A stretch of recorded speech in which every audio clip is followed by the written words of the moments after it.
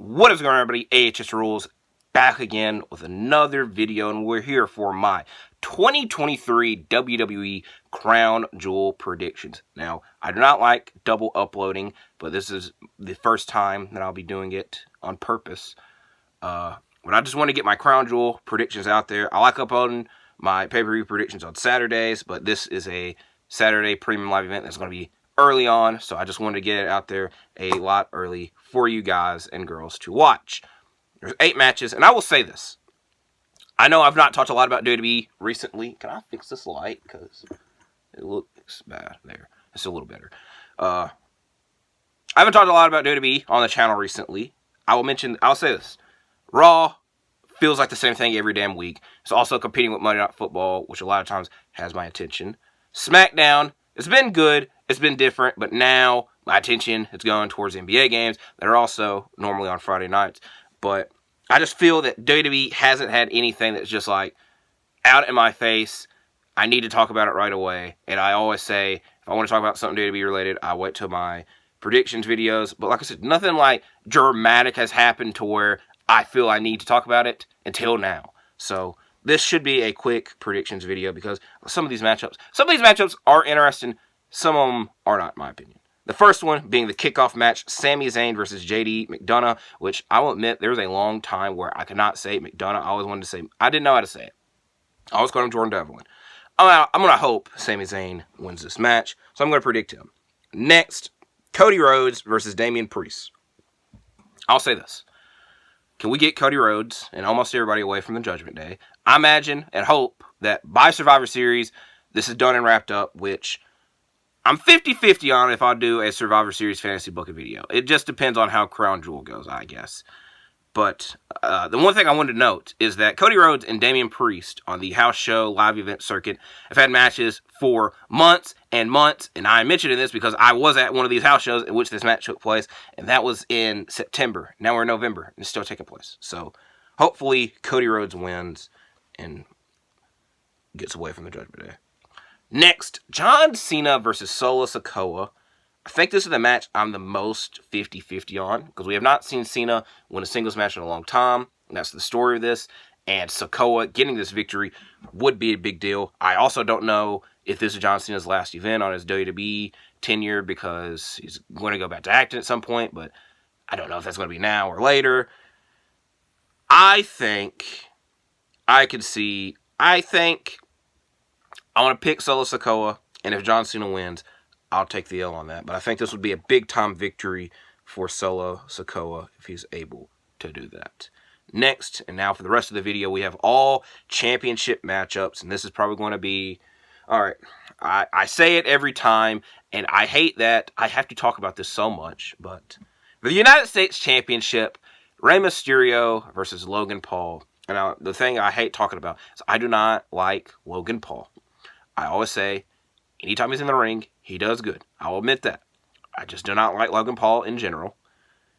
And I hate that he keeps getting booked so much. And I also hate. And, hate's a strong word. But I'm into it. It's definitely what I'm feeling. I hate there's a great possibility he leaves this as United States champion. So I'm going to hope for the best. And hope Rey Mysterio wins. I'm going to predict Rey Mysterio wins. But if he does not win, I will be severely upset. That will be the moral of that. Next, for the women's title match, Iyo Sky versus Biancia Bel-Air. I'm going to predict Iyo Sky to win.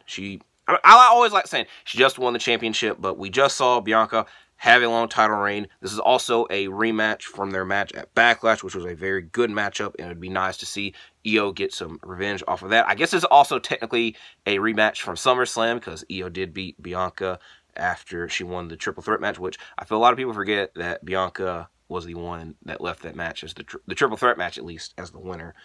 But hopefully Iyo wins this matchup. Next, for the Women's World Championship, Rhea Ripley versus Nia Jax versus Shayna Baszler versus Zoe Starks versus Raquel Rodriguez.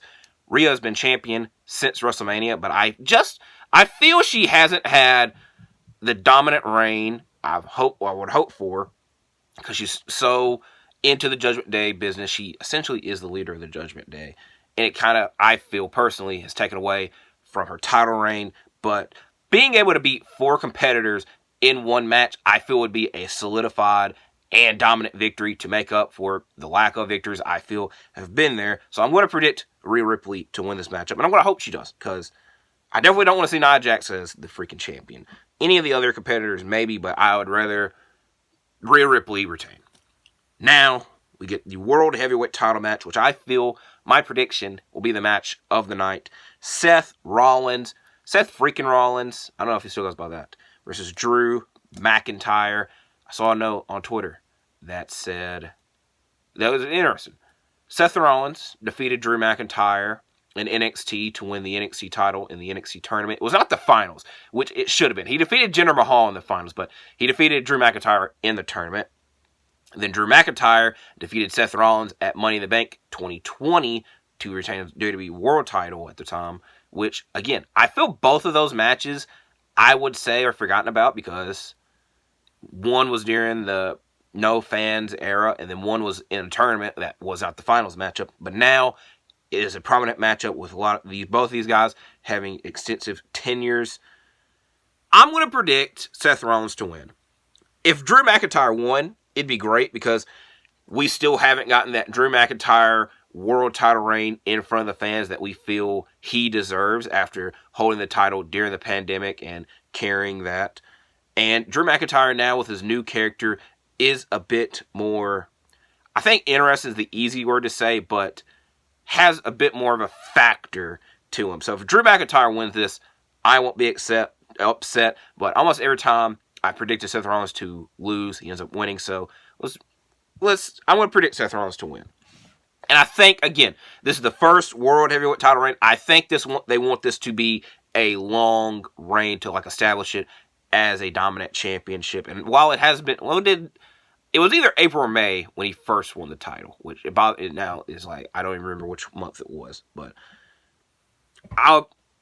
whoever wins, I ain't gonna be mad at. I say that every time. But now we get to the main event matchup, the massive matchup for the undisputed WWE Universal Championship. Roman Reigns versus L.A. Knight. I'm picking Roman Reigns.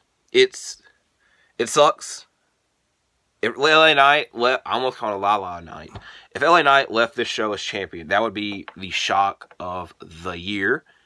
But it's just, we're so used and accustomed to Roman Reigns winning.